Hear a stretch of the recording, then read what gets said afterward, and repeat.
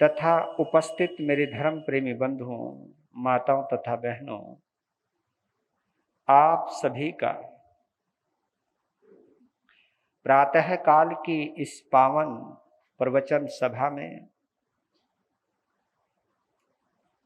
Civil line के जैन स्थानक के इस पावन प्रांगण में हार्दिक हार्दिक स्वागत करता हूं। आप सभी के उज्जवल भविष्य की मंगल कामना करता हूं।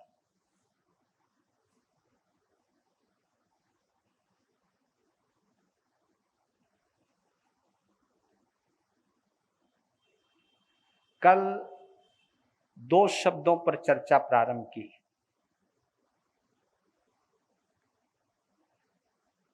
और इन्हीं दो शब्दों में सब कुछ समाया हुआ है। उसमें संसार भी आ गया और सिद्ध शिला भी आ गई। जब तक कर्म का हिस्सा है हम संसार में ही रहने वाले हैं। जब हम धर्म में प्रवेश करते हैं तभी हम मुक्ति की तरफ यात्रा करते हैं।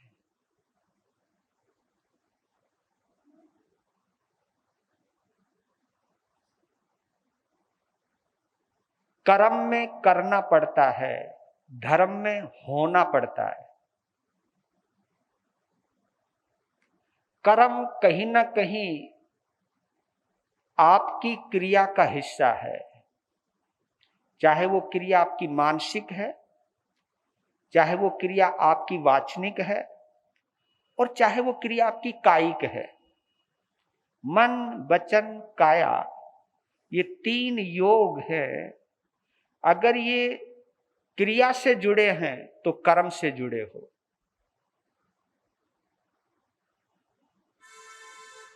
अगर हम धर्म से जुड़ते हैं यानी आत्मा से जुड़ते हैं, अपने स्वभाव से जुड़ते हैं, तो हम कर्म से दूर होने लगते हैं। कर्म के निकट होगे तो धर्म से दूर हो जाओगे और धर्म के निकट आओगे तो कर्म से दूर होते जाओगे। ये एक सिलसिला है। इस सिलसिले को हम अगर समझ लें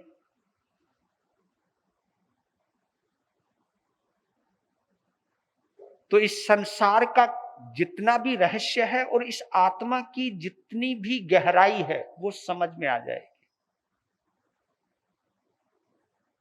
बस मेन बात समझनी है, संसार में रहना है तो कर्म करो, मुक्ति में जाना है तो धर्म से जुड़ो, अपने स्वभाव से जुड़ो। वहां जुड़ना है, अपने स्वभाव को प्राप्त करना है। लीजिए,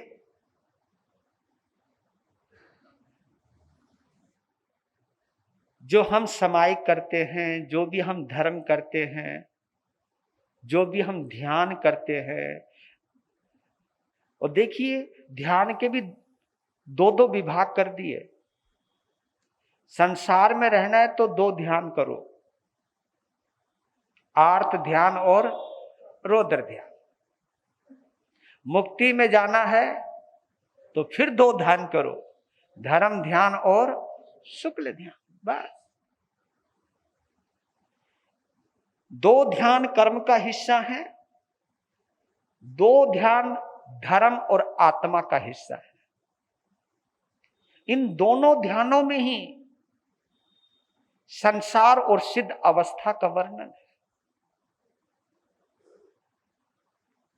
हम जो साधना करते हैं, समायिक करते हैं, स्वाध्याय करते हैं, धर्म ध्यान करते हैं, शुक्ल ध्यान करते हैं,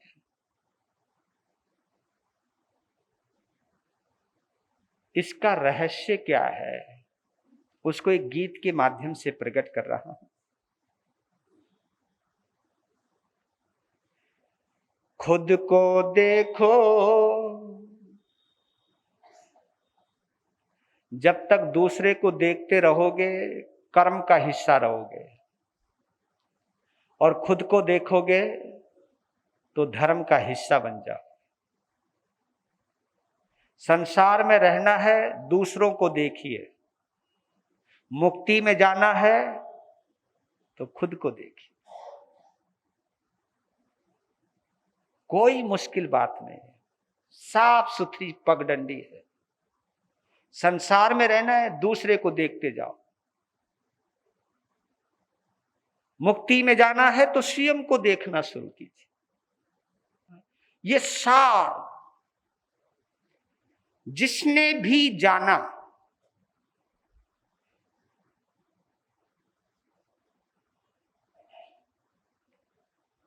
उसे दुनिया में सब निस्सार नजर आता है, क्योंकि कहीं ना कहीं तो आपको टिकना पड़ेगा। धर्म से हटना है तो संसार से जुड़ना पड़ेगा।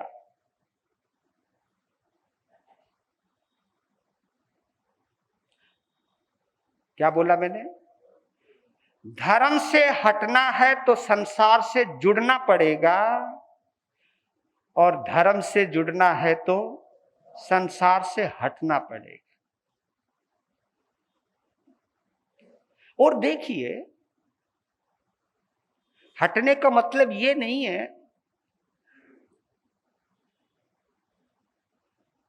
कि तुम कुछ भी ना करो। हटने का मतलब ये है कैसे रहना है, ऐसे रहना है जैसे नाव नदी में रहती है। वो नदी में रहती है, लेकिन विशेषता यह है, कहते कि नाव नदी में रहे कोई खतरा नहीं, बस नदी में, नाव में पानी नहीं आना चाहिए। बस नाव में पानी नहीं आना चाहिए, कोई खतरा नहीं। अगर कहीं से भी सुराख हो गया, पानी आना शुरू हो गया, फिर नाव को डूबने से कोई रोक नहीं सकता। तो ये शरीर भी नाव है, शरीर नाउत्ति बिच्चो। ये शरीर नाव के समान ही कही है, जीव इसका नाविक है। ये संसार समुद्र, ये संसार जो है वो समुद्र है, सागर है।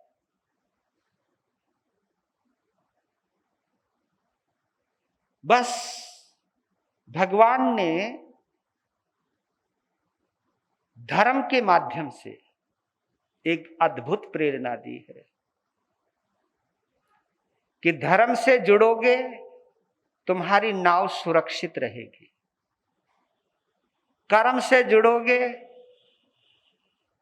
तो फिर इसी में ही डूबना पड़ेगा, फिर तुम किनारे नहीं पहुंच पाओगे। किनारे पर मुक्ति है। और देखिए, अभी तक आप भी और हम भी, हाँ, इस संसार रूपी समुद्र में ही हैं। और ये डूबने का डर केवल तुम मत समझना तुम्हारे साथ ही है, ये डूबने का डर हमारे साथ भी है। अगर हम भी संप्रदाय के मोह में आ जाएं, हम भी श्रावक और श्राविकाओं के मोह में आ जाएं, हम भी मान और प्रतिष्ठा के चक्कर में पड़ जाएं, हम भी सम्मान पाने के चक्कर में पड़ जाएं, हम भी अगर प्रसिद्धियों के चक्कर में पड़ जाएं, तो भैया हमें भी डूबने से कोई नहीं बचा पाएगा। यहाँ न्याय है, यहाँ कोई ये नहीं है, ये नहीं सोचना कि मैं संत बन गया तो मैं पता नहीं क्या हो गया। भाई ठीक है, बाने से संत हो सकते हो आप, लेकिन संत अंदर से हुए या नहीं, या तो तुम जानते हो या परमात्मा जानता है। लेकिन इतना जरूर है, अंदर से संत बनोगे चेहरा खिला रहेगा,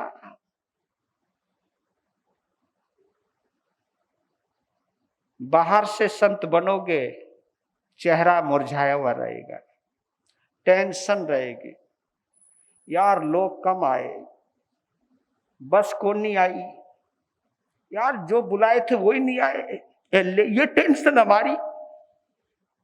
अरे यार फोन कर भाई, वो बस चली कि नहीं चली।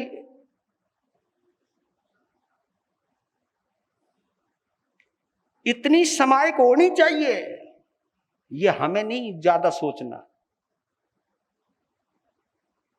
समायिक कल्याण का रास्ता है, अपना सम्मान या प्रतिस्पर्धा का कोई रास्ता नहीं है। मैं समायिक की प्रेरणा इसलिए दूं ताकि ये कल्याण करें, इसलिए ना दो कि मेरा सम्मान बढ़े। बहुत तरीके हैं, क्योंकि करने कराने में ही अंतर आ जाता है। मेरे चतुर्मास में इतनी तपस्या होनी चाहिए कि सब चतुर्मास फीके पड़ जाए, औरों के, अड़ोस के, पड़ोस के। ये अगर मानसिकता है तो भैया हमारी डूबने की तैयारी है। ये प्रतिस्पर्धा नहीं है, ये किसी को ओवरटेक नहीं करना है। किसी को ये नहीं कहना कि देख अगर तूने अथाई नहीं दी तो मैं तेरे घर नहीं आऊंगा। है या कोई जबरदस्ती है? समाई करनी पड़ेगी। सुन ले बात, मेरा आशीर्वाद तभी मिलेगा जब समाई करेगा। यार ये सौदेबाजी तो नहीं हो सकती। अगर इस सौदेबाजी में अगर आप समायिक भी कर रहे हो तो भैया तुम भी डूबने वाले हो और मैं भी डूबने वाला हूं। सौदेबाजी नहीं।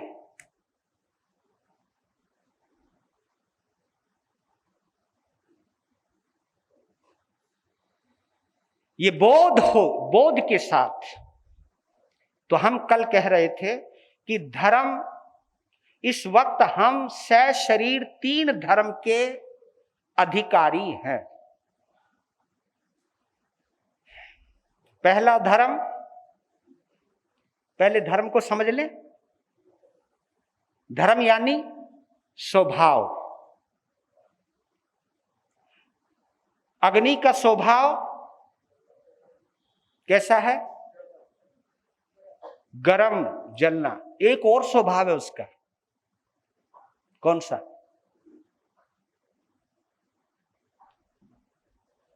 अग्नि का एक और स्वभाव है, अग्नि की लपट हमेशा ऊपर की तरफ जाती है। कभी भी देखना, अग्नि कभी नीचे की तरफ नहीं जाती। अगर दिया भी जलाओगे तो आप, उसकी लपट ऊपर की तरफ जाती है।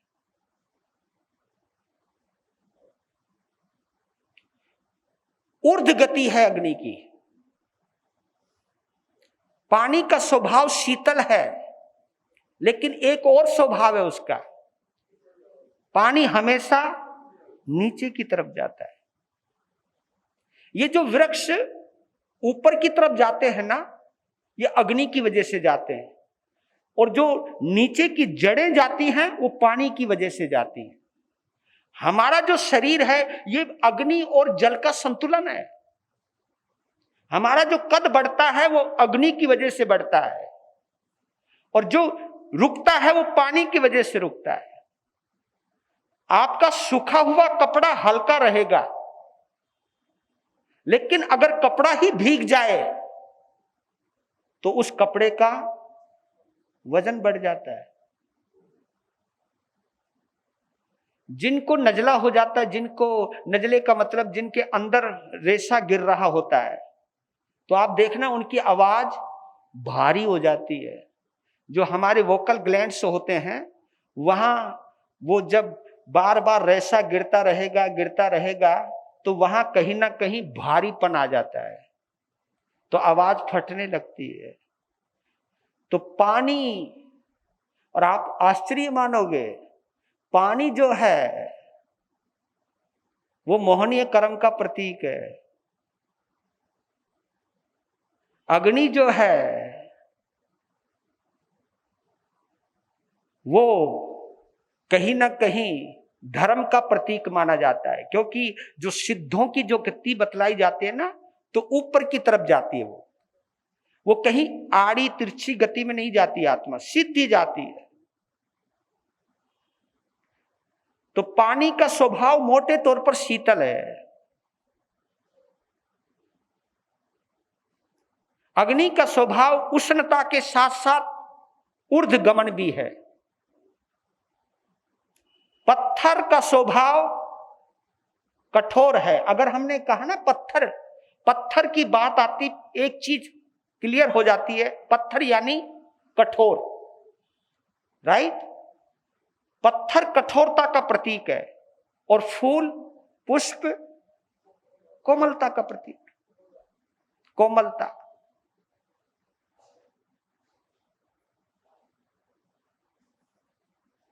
तो आपको पता है आत्मा का क्या स्वभाव है?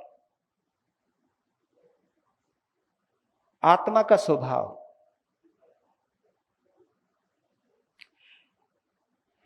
आत्मा का स्वभाव है क्षमा, नम्रता, सरलता, पवित्रता, निर्लोभता, सत्यता, करुणा, मैत्री। ये आत्मा का स्वभाव है।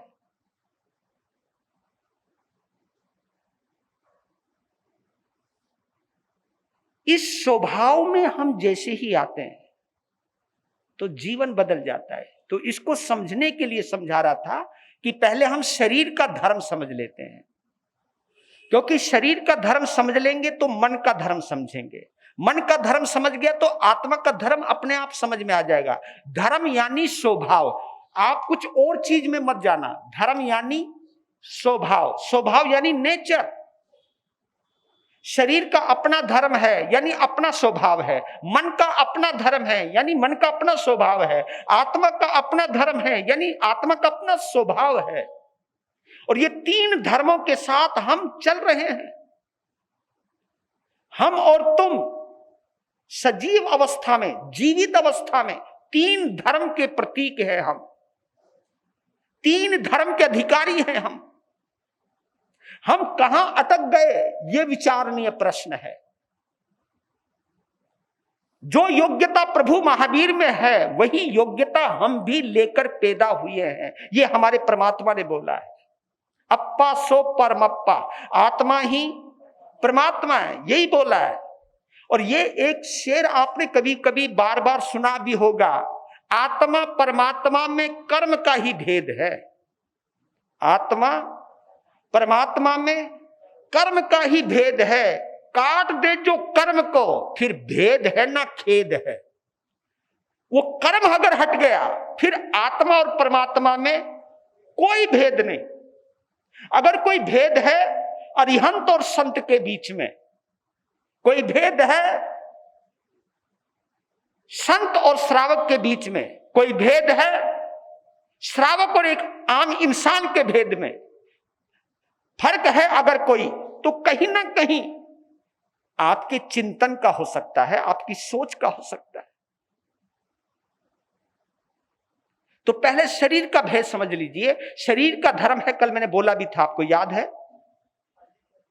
नहीं, पहले भरो तो सही है। पहले इनको पहले खाली करो, खाली बाद में करेंगे, पहले भरो। श्वास और उच्छ्वास, श्वासोश्वास। शरीर का धर्म है भरना और खाली करना। ये तो हो गया क्लियर आपको।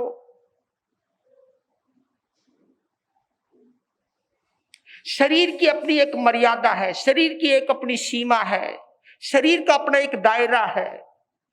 शरीर एक दायरे में रहता है, एक सीमा में रहता है, एक अवगाहना में रहता है। हमारी बॉडी का जो स्ट्रक्चर है वो कहीं ना कहीं अनुमानित है, प्रमाणित है। इसे नापा जा सकता है, जांचा जा सकता है। आपका कद कितना है, कितना सेंटीमीटर है, कितना फुट है, ये नाप सकते हो आप। यहां तक कि आपको कितने वस्त्र लगते हैं ये भी नापा जा सकता है। क्योंकि आप जब, यहां तो होजरी का काम है, नहीं तो पहले तो कपड़ा आया करता था। हम तो ये सुना करते थे, पहले कपड़ा आता था, लोग कपड़ा खरीदते थे, दर्जी के पास जाते थे, दर्जी उनका नाप लेता था, नाप लेकर के कपड़े बनाता था। अब तो अनुमान पे चलते हो, क्योंकि इसका इतना कद है तो ये बना दो, इसका ये कद है, बस पूरे के पूरा एक छोटे से मुन्ने से लेकर के लंबे तक सबका है आपके पास। कोई सेंटीमीटर में कुछ कमजोरी होती है, कोई काटा पीटी कर लेते, कहीं ऊपर नीचे चढ़ा लेते हैं, है ना, यही करते हो आप लोग। तो उसका कंप्लीट तो होता नहीं है, पर लेकिन इतना है कि शरीर का माप है, कहने का मतलब है आपके जूते का माप है। और आप ये भी मानोगे, अगर आपने वस्त्र अपने माप के नहीं पहने तो अच्छे नहीं लगोगे। अगर आपने पाद त्राण यानी जूते और चप्पल भी अगर अपने माप के नहीं पहनोगे तो आप सहज नहीं रहोगे। कहीं ना कहीं असहजता, अनकंफर्टनेस आपके पास आ जाएगी। लेकिन अगर परफेक्शन है तो आप सहज रहने वाले हो। यहां तक कि आपकी भूख यानी आपकी डाइट भी निश्चित है। हर इंसान की अपनी अपनी डाइट है, लेकिन निश्चित है। उसके पेट का जो दायरा है, उसकी भूख का है, जो एपिटाइट है आपकी, उसका कहीं ना कहीं दायरा है, उसके आगे नहीं जा सकते आप। एक जगह शरीर बोल देता रुक जाओ, अब नहीं, और ये शरीर ही बोलता है और कोई नहीं बोलता है। शरीर की अपनी एक सीमा है, और इसकी उपमा मालूम है किससे दी है? शरीर रूपी धर्म की उपमा किससे दी? नदी से दी है। नदी,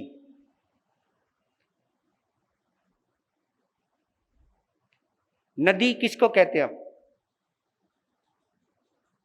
नदी हम उसको कहते हैं, अगर मैं इस किनारे पे खड़ा हूं तो मुझे दूसरा किनारा दिखाई दे, राइट? उसी को तो नदी कहते हैं हम। जिसका किनारा दिखाई ना दे उसी को हम क्या कहते हैं? उसको हम समुद्र कहते हैं, उसको हम सागर कहते हैं। जिसका किनारा दिखाई दे उसे हम नदी कहते हैं। तो शरीर को जब सामने कोई बंदा खड़ा हो तो मैं नीचे से ऊपर तक देख सकता हूं, ऊपर से नीचे तक देख सकता हूं, है ना? क्योंकि शरीर, और आपको यह भी मालूम है शरीर सबसे ज्यादा बादर है। बादर यानी स्थूल है। स्थूल यानी जो नजर आता है, जिसे हम देख सकते हैं। आप मुझे देख सकते हो, मैं आपको देख सकता हूं। एक चीज है ना, इसे हम बादर पर्याय कहते हैं। शरीर जो है दिखाई देता है, हम देख सकते हैं। सबसे स्थूल दृष्टव्य या दर्शनीय। नदी में भी पानी कम ज्यादा होता रहता है, आपका शरीर भी कम ज्यादा, है ना? मांस खमन करोगे तो इतने थे तो इतने हो ही जाओगे। यानी आपके खाने और पीने का असर शरीर पर। कई लोग कहते हैं महाराज जी हम तो कुछ भी खा तो भी नहीं होता जी कुछ। मैं उनकी बात नहीं कह रहा हूं, लेकिन शरीर में, और ये तो कहावत भी आती है, खाए के गाल और नहाए के बाल नजर आ ही जावे, है ना? कोई तगड़े होते हो ना, कोई तगड़े लोग, भाई क्या बात है इतना अनोखा जी, खाते पीते घर के हैं जी, मतलब अपने आप को कहीं ना कहीं संतुष्ट करते हो। अब कहीं ना कहीं अपनी इंफीरिटी को कहीं ना कहीं बदलाते हो, जतलाते हो कि नहीं खाते पीते घर के महाराज। और चाहे उसके सामने महाराज बेचारा पतला सा बैठा हो, पता नहीं वो क्या सोच के बोलते होंगे, तो वो यही कहना चाहता ना कि तुम भूखे घर के हो। तो कहने का मतलब यह है कि शरीर की अपनी एक सीमा है। अब है मन का धर्म, इसको और समझ ले। शरीर का धर्म तो समझ में आ गया, भरना और खाली करना, ये मैटर, और इसी के साथ ही रहना आपको।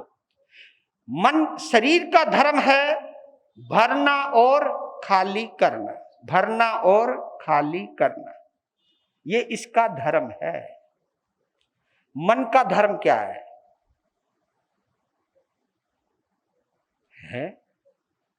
मन का धर्म नहीं, वहीं पर रुक जाओ ना। जैसे शरीर का धर्म है भरना और खाली करना, तो मन का धर्म है भरना ही भरना। हाँ, आने दे। आपने देखो, आप 4 रोटी, अगर आपकी भूख 4 रोटी की है तो 4 ही खाओगे, किसी ने कह दिया कि 1,000 का नोट दूंगा अगर 5वीं खाएगा, मैं कहा ठीक है खा लूंगा, किसी तरह खा भी लोगे। मैं मामला अब 1000 का आ गया। फिर कहा कि अगर 5 रोटी के बाद 6ठी रोटी खाएगा तो 2000 दूंगा। मैं कहा हैं, चल भाई सोचता हूं। आदमी सोच भी लेता है कि यार 1 रोटी और खाने से 2000 का नोट मिलता है तो चल खा ही ले। लेकिन बताऊं, एक ऐसी स्थिति आ जाएगी जब उस सामने वाला कहेगा मैं तुझे 1 लाख रुपए दूंगा, अब खा ले, क्योंकि अब वहां एक ऐसी स्थिति आ गई है, खाओगे तो मरोगे। क्योंकि अब तो उसकी एक सीमा है।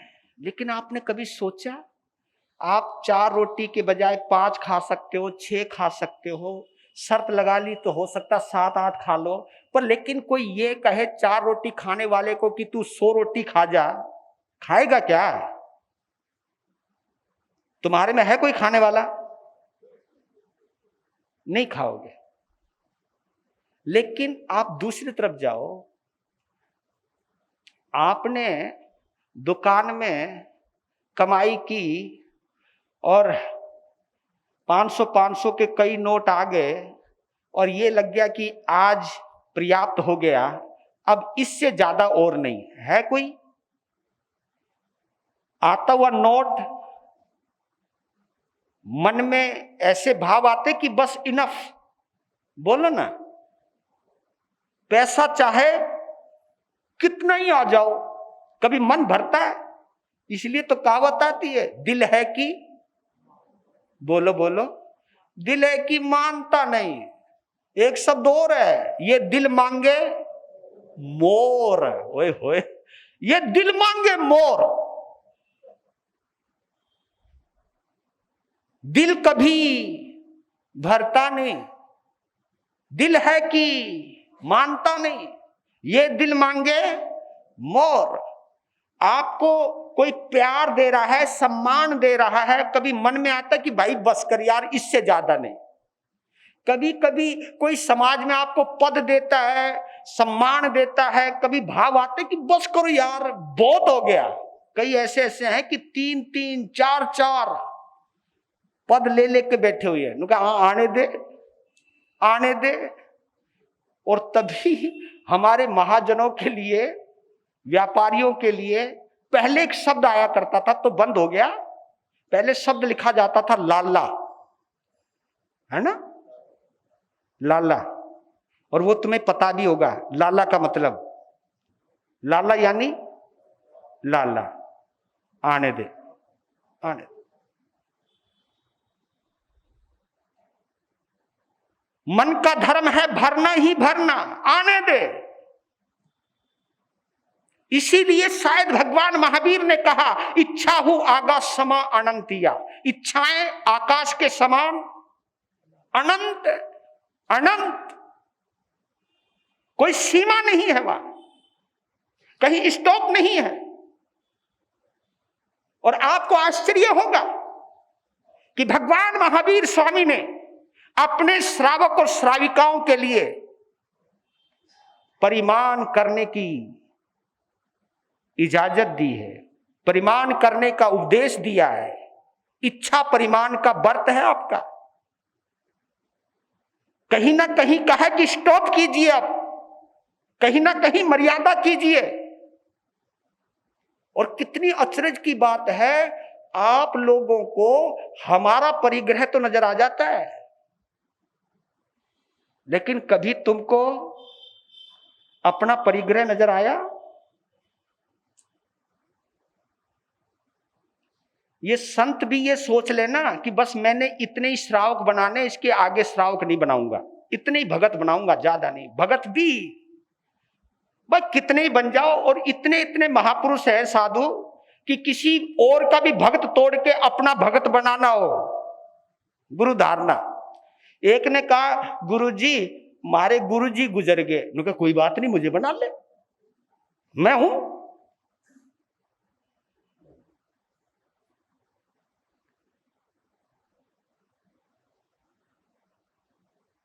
कहीं ना कहीं तो आपको मर्यादा तो बांधनी पड़ेगी। ये समाज में जो विघटन हो रहा है, चाहे तुम्हारी वजह से चाहे हमारी वजह से, लेकिन हम दोनों के बीच में एक चीज कॉमन है। उस चीज का नाम है महत्वाकांक्षा, उस चीज का नाम है मन की लालसा, उस चीज का नाम है अंदर की तृष्णा, उस चीज का नाम है अंदर का लालच। और ये लालच जो है, ये जो तृष्णा जो है, वो कहीं ना कहीं हमारे मन से कनेक्टेड है। आप ये देखिए, दो नलके हैं और दोनों नलकों के नीचे दो बाल्टी है, और बाल्टी दोनों बाहर से एक जैसी नजर आ रही है, पर लेकिन उन दोनों बाल्टियों में एक फर्क है कि एक बाल्टी वो है जिसके नीचे तली लगी हुई है, और एक बाल्टी ऐसी है जिसके नीचे तली नहीं है, और दोनों नलके के नीचे रखी हुई हैं, नलके खुले हुए हैं। अब बताओ बाल्टी कौन सी भरेगी? जिसके नीचे तली है वो बाल्टी भरेगी। और जिस बाल्टी के नीचे तली नहीं है, दिखाई देते हैं कि बाल्टी एक जैसी है, लेकिन फर्क इतना है कि तली नहीं है उसके नीचे, तो बताओ वो बाल्टी कब भरेगी? जिसके नीचे तली नहीं है।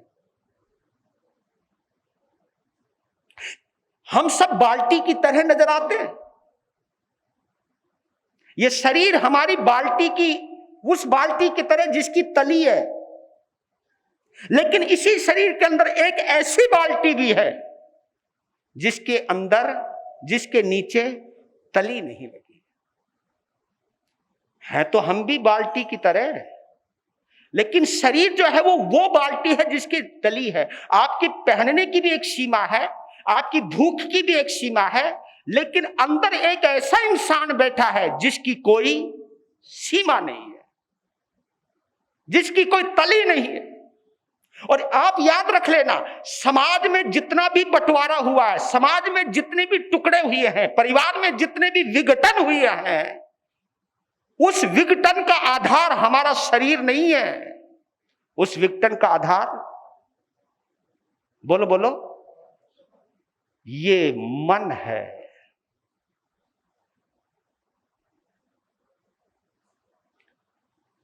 और इस मन का खेल जब तक चलता रहेगा, मोहनीय कर्म कभी कमजोर नहीं पड़ेगा। आपको मालूम है, मोहनीय कर्म का अगर कोई दलाल है, दलाल तो समझते होंगे आप, मोहनीय कर्म का अगर कोई दलाल है तो कौन है? आपका ये मन।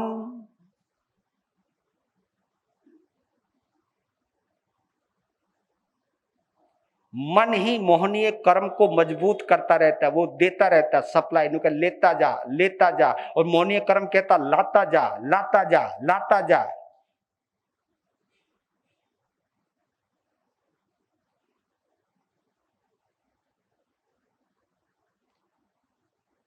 और इस मन का एक एग्जाम्पल दिया है, मन के स्वभाव के साथ एक एग्जाम्पल जोड़ा है। किसको? जैसे शरीर की उपमा नदी से दी, मन की उपमा बोलो समुद्र से दी, सागर से दी। समुद्र में चाहे कितनी भी नदियां गिर जाएं, कितनी भी नदियां गिर जाएं, समुद्र कभी तृप्त नहीं होता, क्योंकि उसके अंदर एक अग्नि है अंदर, जो उसका संतुलन बनाता रहता है, हजम करता रहता है। वो ज्वार भाटा है, कुछ भी आप समझ लीजिए, उसके अंदर भी एक अग्नि है जो उस पानी को सींचता रहता है, सोखता रहता है। कितने भी डालते जाओ, कितना भी डालते जाओ, उसको हजम करता रहेगा। तो समझ लेना ये मन कितना जबरदस्त है। और इस मन के चाल में मेरे बंधुओं, तुम ही नहीं हम भी फंसे पड़े। काश इस पाठ पर बैठने वाले हम लोग इस मन की गुलामिता कम की होती, मन की चालों में अगर हम ना आए होते, तो सच कहता हूं हमारा समाज बहुत संतुलित भी रहता, परिष्कृत भी रहता और प्यारा भी रहता।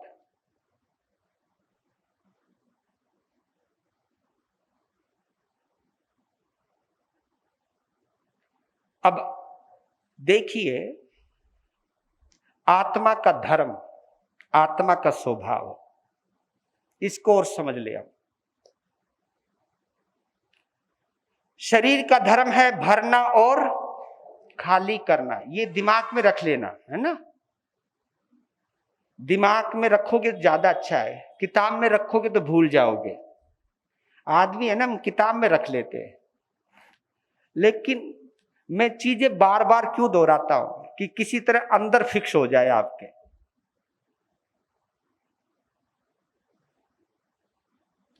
शरीर का धर्म है भरना और खाली करना, मन का धर्म है भरना ही भरना। आत्मा का धर्म क्या है? खाली करना। ये कैसे बोल दिया आपने? अच्छा, मन का धर्म, शरीर का धर्म है भरना और खाली करना, मन का धर्म है भरना ही भरना, और आत्मा का धर्म है खाली खाली करना। नहीं, मन आत्मा का धर्म है ना भरना ना खाली करना।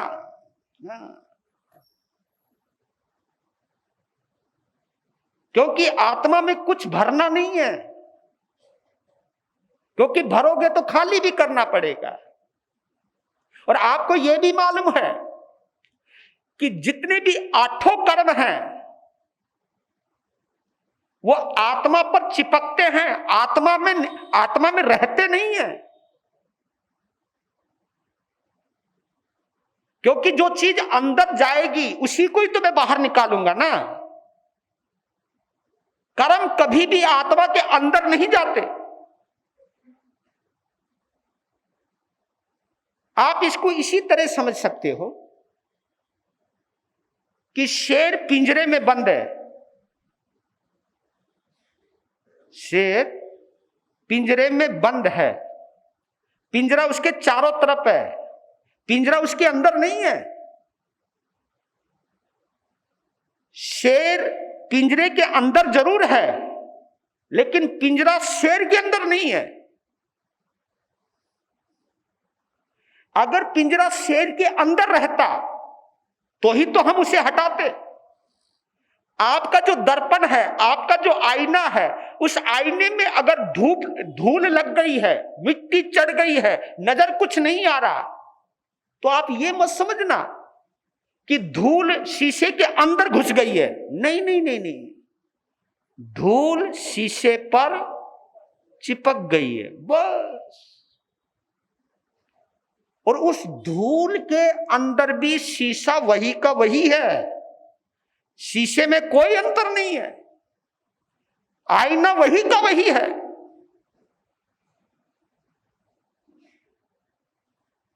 थोड़ा सा कपड़ा फेरा, धूल हटाई, अब इसे हम भरना या खाली करना कोई कहेंगे, या खाली करना कोई कहेंगे।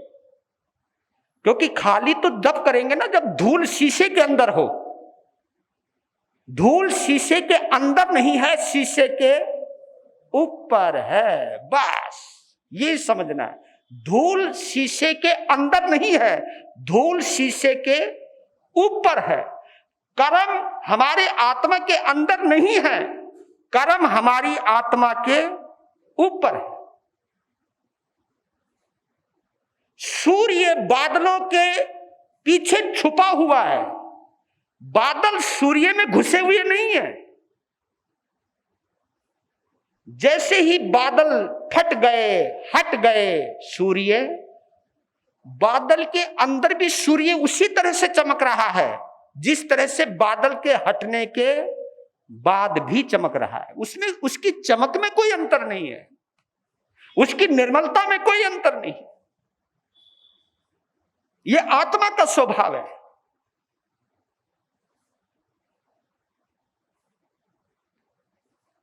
मोहनीय कर्म का अपना गेम है, आत्मा को कोई गेम नहीं है।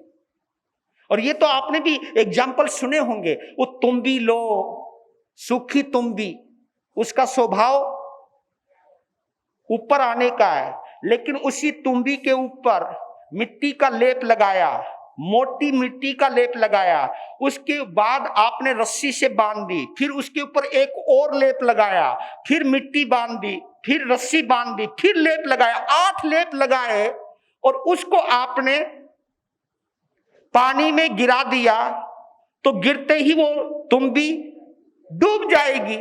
लेकिन जैसे जैसे वो मिट्टी कटने लगेगी, हटने लगेगी, वो बंधन शिथिल होने लगेंगे और जब मिट्टी पूरी तरह हट जाएगी तुम भी ऊपर आ जाएगी। ये आत्मा का धर्म है, इसी को हम मुक्ति कहते हैं। और मैं आपको बतला देता हूं, ये जो स्वाध्याय करते हैं, ये जो प्रतिक्रमण करते हैं, ये जो समायिक करते हैं,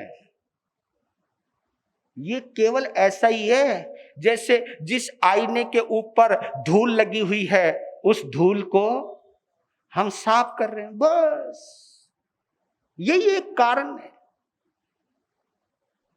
और मुझे तो कभी कभी लगता है कि आप जितनी समायिक करते हो वो धूल बुरी तरह हट जानी चाहिए थी, हाँ, लेकिन मुझे लगता है उल्टा, जितनी समायिक करते हो उतनी धूल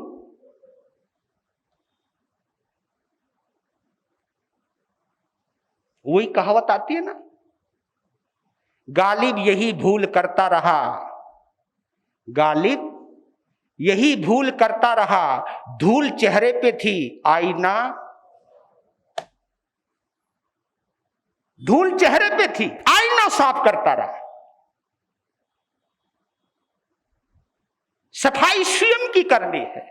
ये जो समायिक की प्रक्रिया है ये अति उत्तम, मैं उस मोड़ पे लाना चाहता हूं, क्योंकि ये इस लुधियाना का जो इतिहास है बड़ा गजब का है।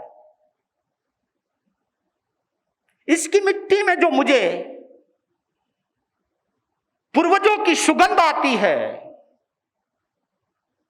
उस सुगंध से मैं आपको भी सुगंधित करना चाहता हूं। इस बार चतुर्मास में मैं कोई धारावाहिक नहीं चलाऊंगा। इस चतुर्मास में इस लुधियाना की जड़ों से जो जुड़े रहे महापुरुष, जिनका उज्जवल इतिहास रहा है,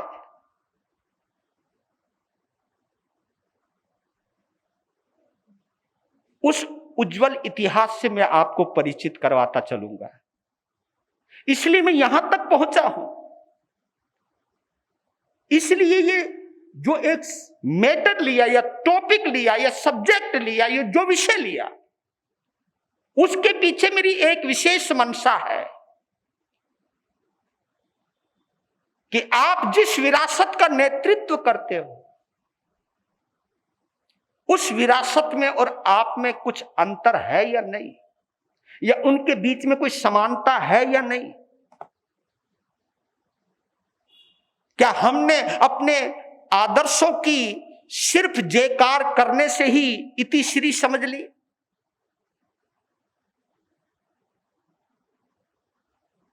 हम कहीं भटके तो नहीं, कहीं हम भटकावे में आए तो नहीं?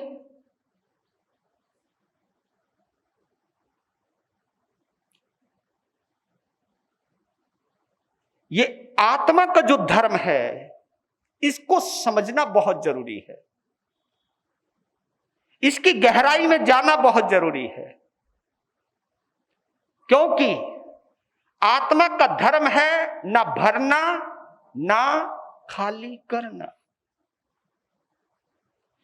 क्योंकि भरना और खाली करना ये कर्म लीला हो सकती है, निर्जरा आत्मा की नहीं होती, निर्जरा किसकी होती है? कर्मों की होती है। और निर्जरा का मतलब यही है कि आत्मा के ऊपर जो लेप लग गए हैं, जिसको हम बंध कहते हैं, कर्म बंध कहते हैं, कर्म प्रकृति कहते हैं, कर्म का स्वभाव कहते हैं, उस बंध यानी बंधन, उस बंधन से कैसे मुक्त हो, उसका एक ही तरीका है, हमारा और तुम्हारा मोहनीय कर्म कमजोर हो। क्या बोला? हमारा तुम्हारा मोहनीय कर्म कमजोर हो और मैत्री भाव का विकास हो। यहां उल्टा हो रहा है, इसलिए मैं कभी कभी आप लोगों को कहता हूं, ये कम बोला करो कि फला संत के ऊपर मेरी श्रद्धा है। नो, श्रद्धा शब्द का इस्तेमाल नहीं करना। अगर तुम्हें उस संत के अलावा कोई और नजर नहीं आता है तो फिर श्रद्धा शब्द नहीं बोलना, फिर वो श्रद्धा नहीं है आपकी, वो आपकी अटैचमेंट है, वो आपका मोह है। आप ये बोलिए, स्वीकार कीजिए कि मुझे फला साधु साध्वी से राग है, मोह है, आसक्ति है। बोलिए आप, कम से कम अपनी इस बात को स्वीकार करते रहोगे तो संभलने की संभावना रहेगी। हाँ, मुझे किसी तरह इस मोह से बाहर आना है, क्योंकि कई श्रावक और श्राविकाओं को और कई साधु और साध्वियों को बात एक ही है, आप लफड़े में मत पड़ना। मुझे कोई चेहरा अच्छा लगता है, उस चेहरे के आगे किसी का चेहरा अच्छा नहीं लगता है, तो मैं भी मोहनीय कर्म में पड़ा हुआ हूं। मुझे केवल इसी से बात करनी है, मुझे और किसी से बात नहीं करनी, तो मैं भी मोहनीय कर्म में पड़ा हुआ हूं। कोई मनपसंद भक्त आ जाए तो उसको वो कमरे में बंद करके बात करूं, और कोई और आ जाए, ओए जरा बाद में मिलेंगे। ये जो भेदभाव है, ये भेदभाव मोहनीय कर्म की वजह से आता है, मैत्री भाव की वजह से नहीं आता। और यही भेदभाव अगर आपके अंदर है कि फला संत आएंगे तो वहां समाइक करूंगा, प्रवचन में जाऊंगा, आहार पानी के लिए आगे पीछे घूमू। कभी कभी ऐसा होता है, एक के आहार पानी के लिए तो 10-10 जने आ जाते, और एक के बेचारा समाज का सेवक ही जावे। ये तो यहां पर गजब कर रखा है। मैं यहां के नौजवानों की विशेष तारीफ करता हूं। मैं अपने महावीर जैन युवक संघ जिस ढंग से भाई संजय के नेतृत्व में, अभय बाबू के नेतृत्व में जिस ढंग से ये काम कर रहा है संघ, मैं इसकी तारीफ करता हूं। पर इस भाव को बनाए रखना, मैं यही कहना चाहता हूं। सभी साधु साध्वी आपको प्रिय लगे, सुहाने लगे, लुभावने लगे, मन भावन लगे, सेवा आपका प्रमुख लक्ष्य हो, ये मैत्री भाव है, चिपकना नहीं।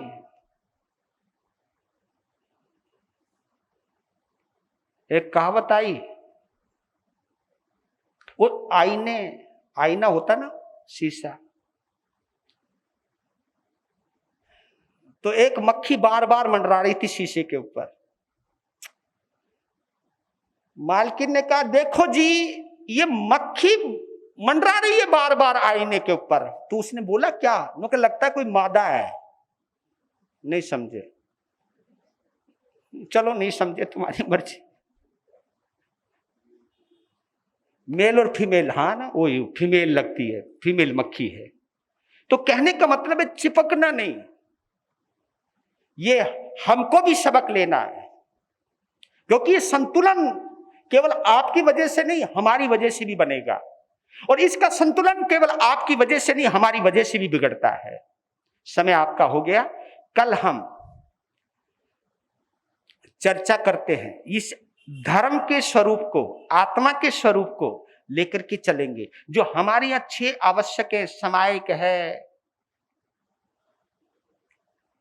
वंदना है, 24 है, पड़कोना है, कायद सर्ग है, प्रत्याख्यान है। इसके पीछे बहुत जबरदस्त लॉजिक है, ऐसा नहीं है। आज इतना ही, क्योंकि उपाध्याय जी को भी बोलना है। प्यार से बोले, वीर नाम के हीरे मोती, गुरु नाम के हेरे मौते मैं बिखराऊं गली गली, ले लो रे कोई राम का प्यारा शोर मचाऊं गली गली, ले लो रे कोई गुरु का प्यारा शोर मचाऊं। दौलत के